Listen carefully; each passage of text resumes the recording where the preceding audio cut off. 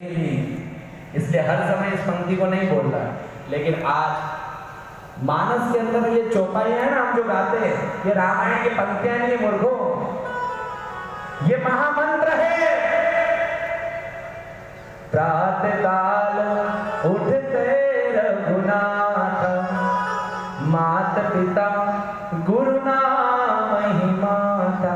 अगर हम माँ बाप और गुरु जी से दूर हो और ये पंक्ति को रोज पढ़ते हो तो दोनों के पैर, तीनों के पैर छूने का आशीर्वाद मिलेगा।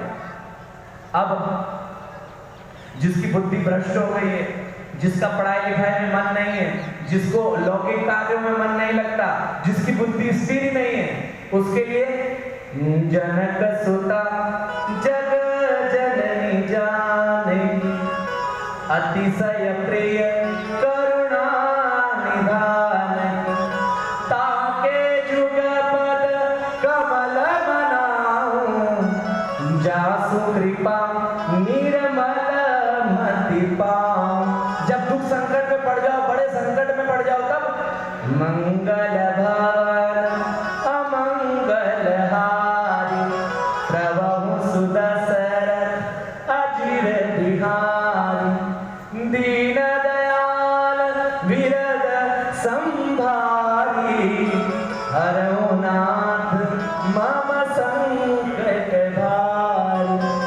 उसी प्रकार जब प्राणों का संकट आ जाए, कुछ नहीं सूझे, उस वक्त ये पंक्ति बोलना। लेकिन कब बोलना? जब प्राणों का संकट हो, जब कोई रास्ता नहीं दिखे, तब हनुमान दादा कृपा करेंगे। कहूं रीछपति सुन हनुमाना, कहूं रीछपति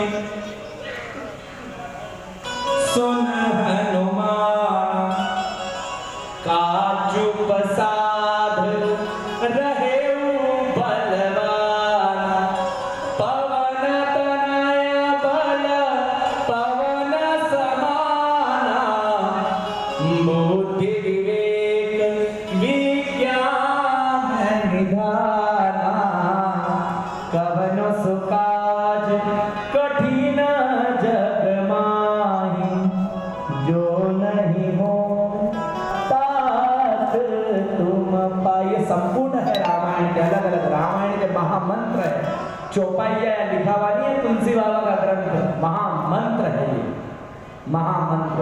और इस प्रकार से अगर रामायण करने लग जाओगे तब समझ में आएगा। ये हमारे को भी नहीं समझ में आता था पहले, लेकिन जब हम एक संत जी से मिले और उन्होंने हमको समझाया, तब हमने बोला अरे हमारी बुद्धि तो चली।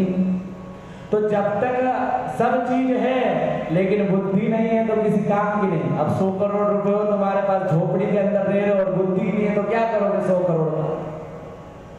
और 50 लाख रुपए भी हो और बुद्धि हो तो उसको 50 करोड़ बना सकते हैं। स्वदेशे पूज्यते राजा विद्वान सर्वत्र पूज्यते।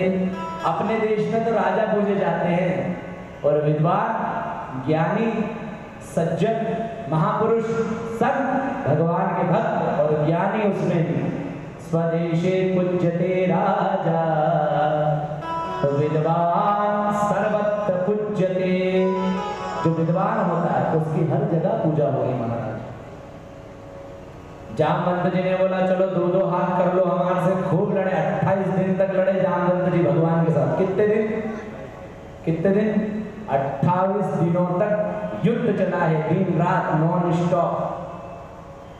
और 28 दिनों के बाद ऐसी पटक खिलाई कन्हैया ने जामवंत जी को, तब जामवंत जी सोच लिए कि भाई मेरे को पटकी खिलाने वाला इस दुनिया में एक ही है। कौन? श्री राम। जय राम, जय जय राम। मुझे मेरे श्री रामचंद्र ही पटकी खिला सकते हैं और कोई पटकी खिलाने वाला है नहीं। उन्होंने हाथ जोड़ लिए कि प्रभु आप कौन हैं? तब कहने लगा यस्य श्रवण मात्रेण, मैं वही हूँ जिसके सुनने से, देखने से, पढ़ने से जन्म संसार बंधना, जन्म जन्म के पाप विमुच्यते नमस्तस्मै विमुच्यते नमस्तस्मै विमुच्यते नमस्तस्मै विष्णवे प्रभव विष्णवे। मैं वही विष्णु हूँ। भगवान ने अपना संपूर्ण रूप दिखाया। जामवंत जी ने बोला चलो मेरा काम तो हो गया, मेरी अभिलाषा थी कि मैं आपसे युद्ध करूं, मैंने युद्ध तो कर लिया, लेकिन मेरी बच्ची का क्या होगा, इससे विवाह कर लो। नाथ सकल संपदा तुम्हारी, नाथ सकल संपदा तुम्हारी, मैं सेवक समेत सुतनारी, करत सदा लड़िकन पर छो, दर्शन देत रहत मुनि मोह। हमेशा हम पर दया करना। दूसरा विवाह भगवान का जामवंती के साथ हुआ। भगवान ने सत्यजीत को मणि दे दी और कहा कि अब तू इसकी पूजा करेगा 8 घंटे रोज, और सोना जो निकलेगा वो हम रखेंगे, क्योंकि तूने हमारे ऊपर इल्जाम लगाया ना। अब इल्जाम लगाया तो टैक्स भरो हमारे बोलने का। और भगवान ने बोले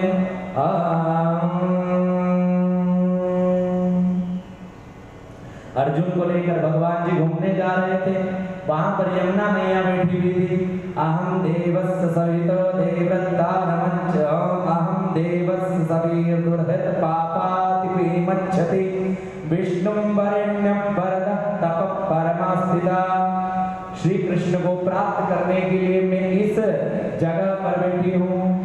तब भगवान का तीसरा विवाह इसके साथ हुआ, श्री यमुना जी के साथ। विंद और अरविंद के राजा दोनों भाई हैं। उनकी परम बहन का नाम है मित्रवृंदा। 5वां विवाह भगवान का मित्रवृंदा से हुआ है।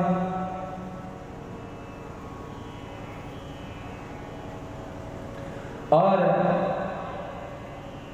नग्नजीत के नाम के राजा हैं। उनके यहाँ पे 7 बैल हैं, बड़े बैल हैं, पराक्रमी। और नग्नजीत ने कहा है कि जो इन 7 बैलों की नाक में एक साथ रस्सी डाल दे, वो मेरी बच्चे से शादी करेगा। तो कन्हैया ने बोला कौन सी बड़ी बात है। कन्हैया ने चुटकी बजाई तो 7 कृष्ण भगवान हो गए। कितने कृष्ण भगवान हो गए? 7। बस बैल को ऐसे पकड़ा भगवान ने एक हाथ से ऐसे रस्सी डाली। 7 बैलों के नाक में एक साथ 7 कन्हैया ने रस्सी डाली। नग्नजीत ने ये जब देखा तो चरणों में गिर पड़ा। बोले चोर के साथ चोरी थोड़ी कर सकते, और ये तो उस्ताद है, इनके साथ उस्ताद की थोड़ी चलती है।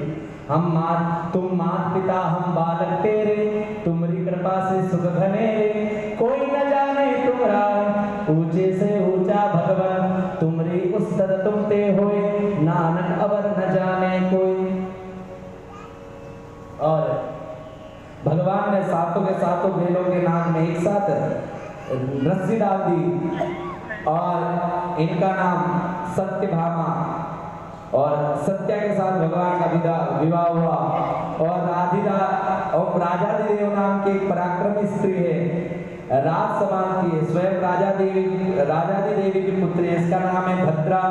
7वां विवाह भद्रा के साथ हुआ। और मध्य प्रदेश के राजा की बिटिया का नाम है लक्ष्मणा। 8वां विवाह लक्ष्मणा के साथ हुआ। एक दिन पराक्रमी भौमासुर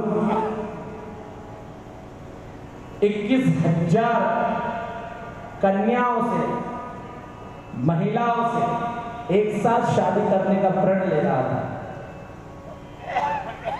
सत्यभामा जी और भगवान श्री कृष्ण दोनों जा रहे थे।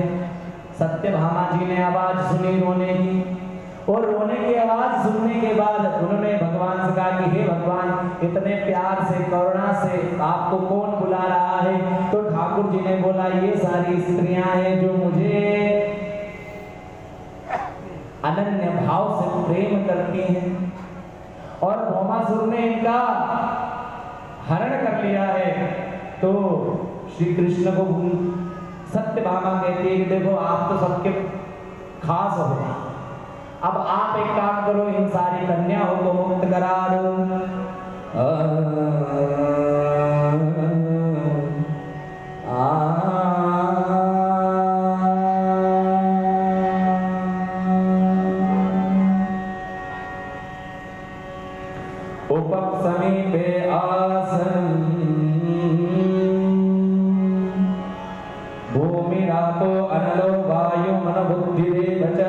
अहंकार इति ये भिन्ना प्रकृतिरिष्टदा।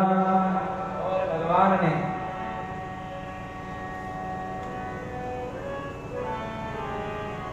भौमासुर का सत्यभामा के साथ मिलकर नाश किया। अब ये भगवान की 16,000, भगवान ने तो एक ही शादी करी बेचारे ने, लेकिन भगवान के साथ कंडीशन ऐसी आते गई, जो जो आया उसने बोला, जितनी स्त्रियां मिली, जितने राजा मिले, सब वही बोले कि हमारी बेटी से शादी करो। कोई भाई हो तो बोले हमारी भाई से, हमारी लड़की से शादी कर लो।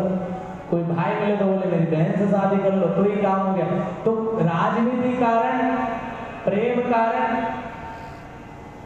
आवश्यक कारण और घटना कारण, इन चारों कारणों से भगवान की इतनी सारी शादी हो गई। भगवान ने तो एक से ही शादी भी करी। रुक्मणी जी ने भी तो लेटर लिखा है इनको कि मैं मर जाऊंगी आपको अगर आपने मुझे नहीं यहाँ से हटाया, क्योंकि मैं आपकी भक्त हूँ, या तो आप मिलो या मैं मरती हूँ। अब कन्हैया ने बोला कि स्त्री जो मेरे से इतना प्रेम करती है, इसके बिना। और दूसरी बात ये है, अनन्य ममता विष्णु ममता प्रेम संगता। अब भगवान हमारे हैं, भगवान के साथ जो भी रिश्ता रखेंगे वह शुद्ध नित्य पवित्र ही होगा। भगवान श्री कृष्ण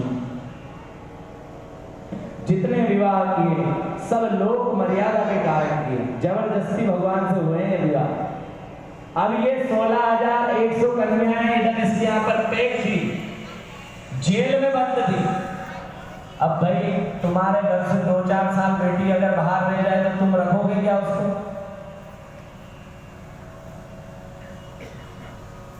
कोई रखेगा?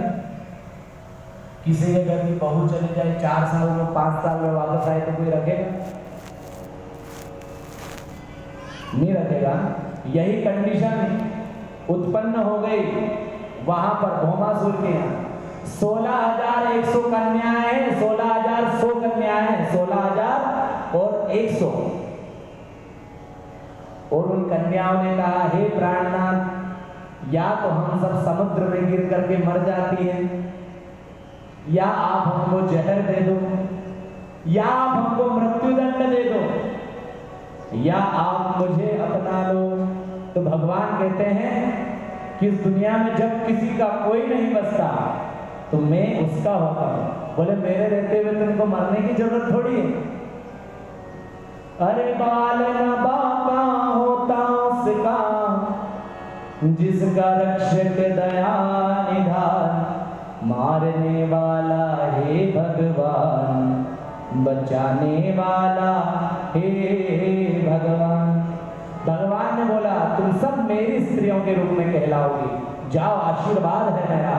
16,100 और 7 विवाह कन्हैया को जबरदस्ती करना पड़े। आह्लादनी शक्ति तो सिर्फ रुक्मणी जी है। 16,107 शादी भगवान की कारणों से हुई। 16,100 तो इसलिए करना पड़ी क्योंकि ये मर जाती है सारी लड़कियां। भगवान के सामने कोई मरता है क्या? तुमको भी अगर कोई मार रहा हो तो लोग क्या कहते हैं, अरे मंदिर में मर्डर हो गया, बताओ। भगवान भी नहीं देख रहे, तो हमको ये उम्मीद रहती है ना कि भगवान आके हमारी रक्षा करेंगे। तो उसी प्रकार उन स्त्रियों को भी यही चाह थी कि भगवान हमको रखे तो ठीक, वरना मरना तो है। भगवान ने कहा तुम सबसे मेरी शादी होगी, चिंता मत करो, हम आप्त काम है। आप्त काम का मतलब भगवान से पूरा विश्व भी अगर विवाह करना चाहे तो भी भगवान से विश्व विवाह कर सकता है। सामर्थ्य को नहीं, दोष को सही। और वहां पर एक कृष्ण से एक स्त्री का विवाह नहीं हुआ है, ये भी कंफर्म करो। एक कृष्ण से एक स्त्री का विवाह नहीं हुआ है।